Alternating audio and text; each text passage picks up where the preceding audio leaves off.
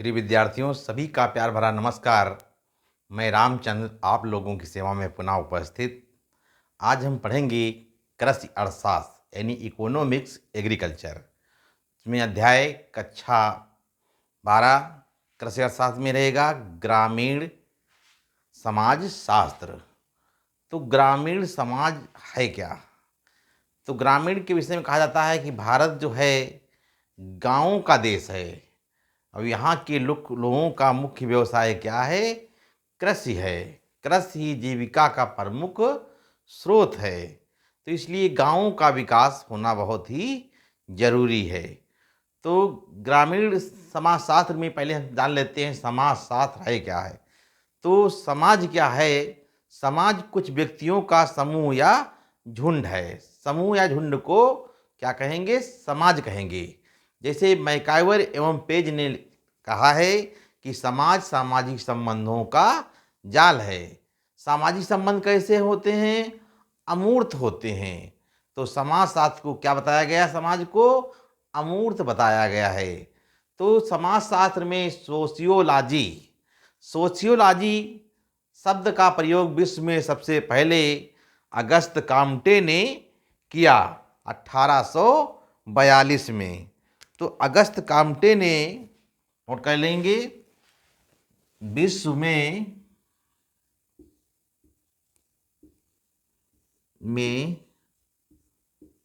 Sociology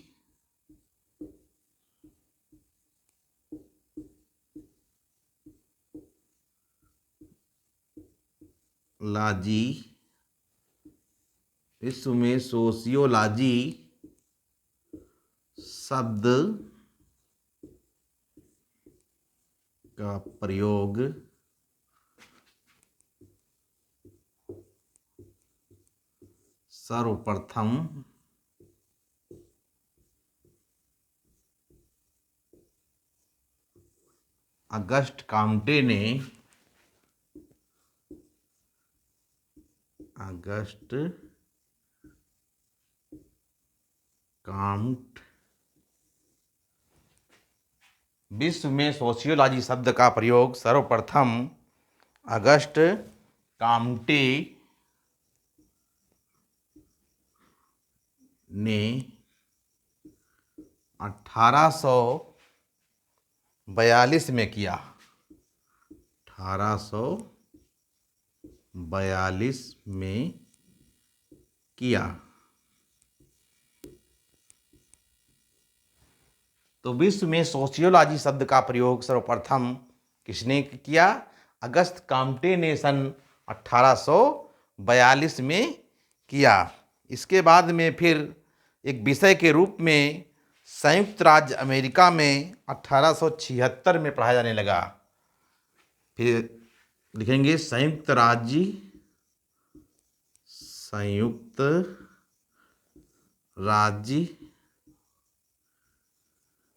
America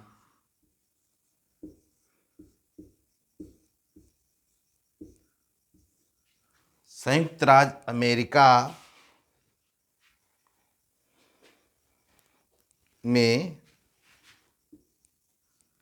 1876 ईस्वी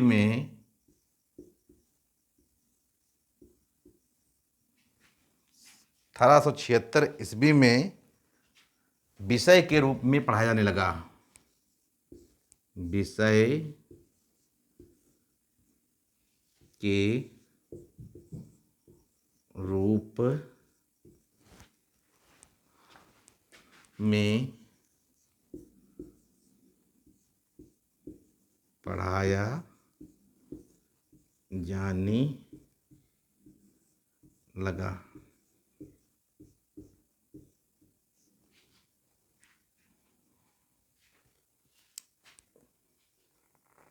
तो देखा जाए समाजशास्त्र जो है समाज सामाजिक संबंधों का जाल है।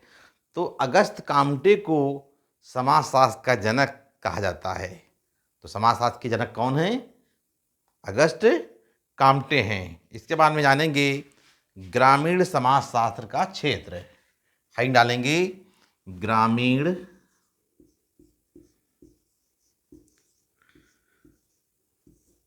समाज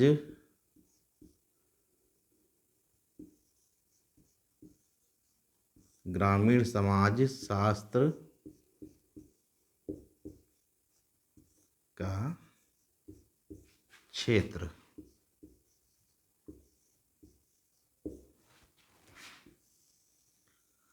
तो ग्रामीण समाज शास्त्र का क्षेत्र क्या है, इसके अंतर्गत काहे काहे का अध्ययन किया जाता है। तो ग्रामीण सामाजिक जीवन, नंबर 1 ग्रामीण सामाजिक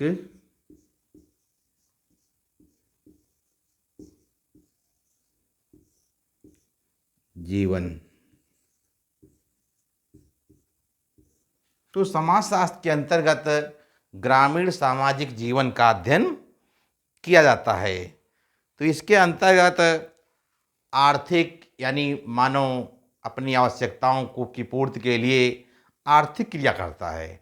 तो आर्थिक क्रिया क्या होती है, कोई भी ऐसा कार्य करें जिसमें धन की प्राप्ति हो, तो क्या कहलाएगा, आर्थिक क्रिया कहलाएगा।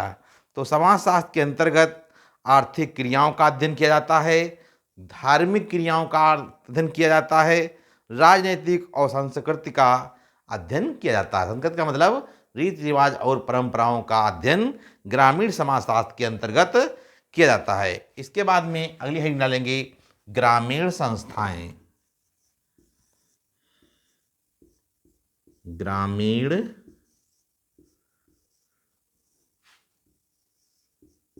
संस्थाएं।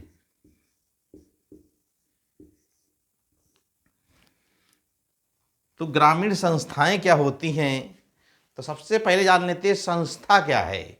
संस्था नियमों एवं कार्य प्रणालियों की एक व्यवस्था है। तो संस्था को क्या कहेंगे, संस्था नियमों एवं कार्य प्रणालियों की एक व्यवस्था है। तो ग्रामीण संस्थाओं में काहे काहे का अध्ययन किया जाएगा, तो जैसे कहा जाए कि इसके अंतर्गत जाति, जाति है, परिवार है। जात किसे कहते हैं, जात का निर्धारण जन्म से होता है। तो जाति में पेशे निश्चित होते थे, लोग अपनी ही जाति को प्रशंसा करते थे, लोग अपनी ही जाति में विवाह करते हैं थे, तो इसे क्या कहते थे, जाति कहते हैं। तो जाति का अध्ययन ग्रामीण समाजशास्त्र के अंतर्गत किया जाता है। और फिर इसके बाद में परिवार का अध्ययन। परिवार दो प्रकार का होता है, एकाकी परिवार और संयुक्त परिवार। एकाकी परिवार वो परिवार होता है जिसमें पति पत्नी और उनके अविवाहित बच्चे पाए जाते हैं, तो उसे क्या कहेंगे, एकाकी परिवार।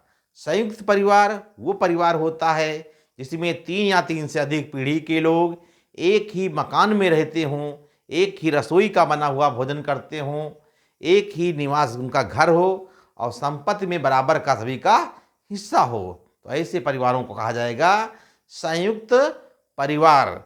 फिर इसके बाद में और ग्रामीण संस्थाओं में क्या अध्ययन करेंगे, विवाह।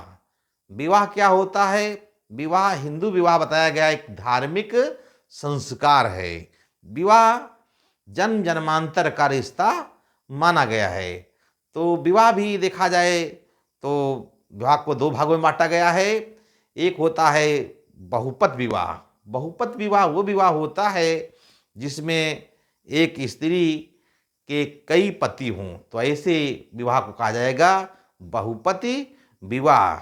और इसके बाद में बहुपत्नी विवाह, जब एक पुरुष के कई पत्नियां हों तो उसे क्या कहेंगे, बहुपत्नी विवाह। तो विवाह जो है को 2 भागों में बांटा गया है। तो विवाह देखा जाए कि इस गृहस्थ धर्म, जैसे कहा जाए 4 आश्रम बताए गए मानव जीवन के, ब्रह्मचर्य आश्रम, गृहस्थ आश्रम, वानप्रस्थ आश्रम और संन्यास आश्रम।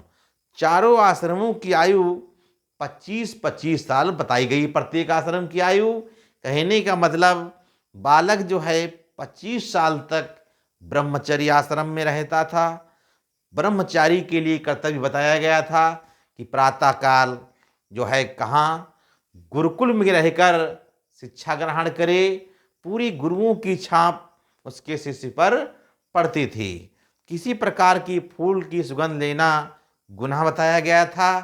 ब्रह्मचारी से आशा की जाती थी वो किसी प्रकार का नृत्य गान ना करे, भूमि पर सोए और अपनी विद्या अध्ययन में लगे और अपने गुरु की सेवा करे। तो इस तरीके से बालक विभिन्न बुराइयों से बचा रहता था और 25 साल तक वो ब्रह्मचर्य आश्रम में रहता था। इसके बाद में फिर होता था गृहस्थ आश्रम। गृहस्थ आश्रम जब 26 साल में पहुंचता था बालक तो गृहस्थ आश्रम में पहुंचता था। गृहस्थ आश्रम सभी आश्रमों में सबसे महत्वपूर्ण आश्रम माना गया है, क्योंकि इसमें 3 पुरुषार्थों की पूर्ति हो जाती है। धर्म, अर्थ और काम, 3 पुरुषार्थों की पूर्ति हो जाती है। इसलिए सभी आश्रमों में सबसे महत्वपूर्ण आश्रम कौन सा है प्रिय साथियों? गृहस्थ आश्रम है। तो गृहस्थ आश्रम जो है 25 से 26 से देखा जाए 50 साल तक चलता था, 25 से 50 साल तक। और फिर 51 साल में जब बालक पहुंचता था तो उसे वानप्रस्थ में जाता था। वन में जा करके तपस्या करें। स्त्री और पुरुष दोनों जा सकते थे, लेकिन किसी प्रकार की यौन क्रियाएं नहीं कर सकते थे। इसके बाद में फिर 76 साल में जब पहुंच जाए तो फिर संन्यास आश्रम में पहुंचता था। संन्यास आश्रम का मतलब होता था मोह माया का त्याग। तो सन्यासी के लिए कर्तव्य बताए गए थे कि कपड़े से छान कर पानी पिए और अपनी दृष्टि को नीचे करके चले। तो ये सन्यासी के लिए कर्तव्य बताए गए थे। तो देखा जाए तो विवाह एक महत्वपूर्ण संस्था है और संस्थाओं में जैसे कहा जाए प्रतीक जो है मूर्त भी होते हैं और अमूर्त भी होते हैं। तो देखा जाए तो ग्रामीण संस्थाओं में धर्म क्या है? धर्म एक अध्यात्म से जुड़ा हुआ शब्द है। धर्म में एक अलौकिक शक्ति धर्म को लोग कौन मानते हैं? या तो ईश्वर से अगाध प्रेम करते हैं तो वो धर्म को मानते हैं, या फिर ईश्वर से डरते हैं तो धर्म को मानते हैं। फिर इसके बाद में है राजनीतिक, पंचायत और संस्थाओं का अध्ययन ग्रामीण समाजशास्त्र के अंतर्गत किया जाता है। इसके बाद में डालेंगे ग्रामीण समुदाय। तीसरी हेडिंग डालेंगे ग्रामीण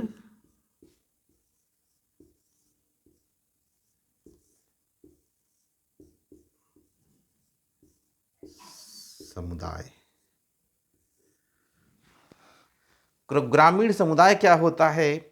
तो ग्रामीण समुदाय में क्या आएगा? गांव आएगा। वो व्यक्तियों का समूह जो एक निश्चित भूभाग पर रहता हो तो उसे क्या कहेंगे? समुदाय कहेंगे। तो गांव में देखा जाए ग्रामीण समुदाय में जो है स्थानीय लोगों की अंतःक्रियाओं का अध्ययन किया जाता है। फिर इसके बाद में जानेंगे ग्रामीण समस्याएं।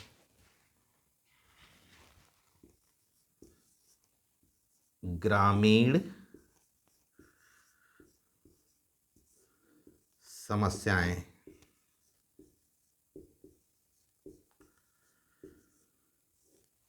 तो ग्रामीण समाजशास्त्र के अंतर्गत ग्रामीण समस्याओं का अध्ययन किया जाता है।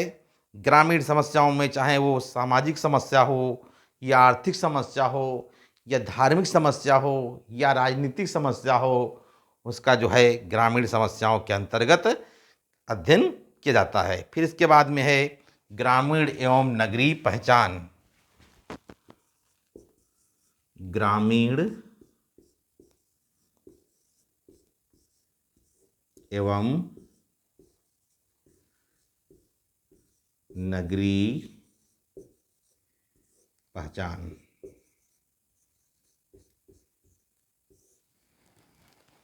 तो ग्रामीण एवं नगरीय पहचान का अध्ययन ग्रामीण समाजशास्त्र के अंतर्गत किया जाता है।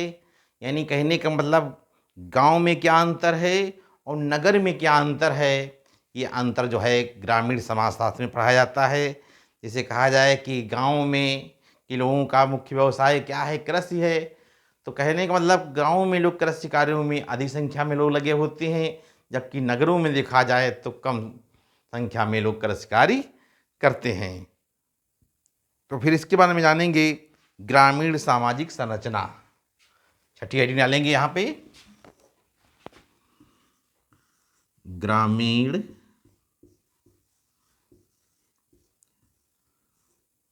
सामाजिक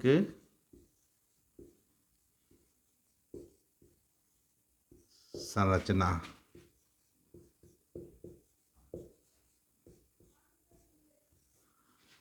तो ग्रामीण सामाजिक संरचना क्या होती है? ग्रामीण सामाजिक संरचना के अंतर्गत संस्थाओं, परिवारों का, परंपराओं का, मूल्यों का, रीति रिवाजों का, प्रथाओं का अध्ययन काहे में किया जाता है? ग्रामीण सामाजिक संरचना के अंतर्गत इसका अध्ययन किया जाता है। इसके बाद में ग्रामीण संस्कृति, अगली हेडिंग लेंगे ग्रामीण संस्कृति।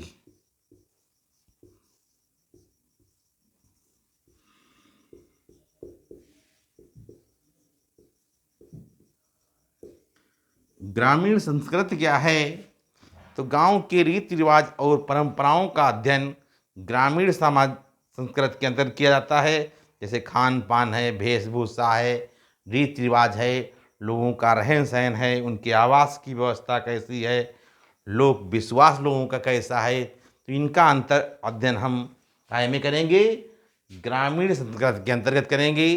तो प्रिय साथियों, आप लोगों ने आज जाना कि ग्रामीण समाजशास्त्र क्या होता है, ग्रामीण समाजशास्त्र के कौन कौन से क्षेत्र होते हैं, इसके बारे में चर्चा हुई।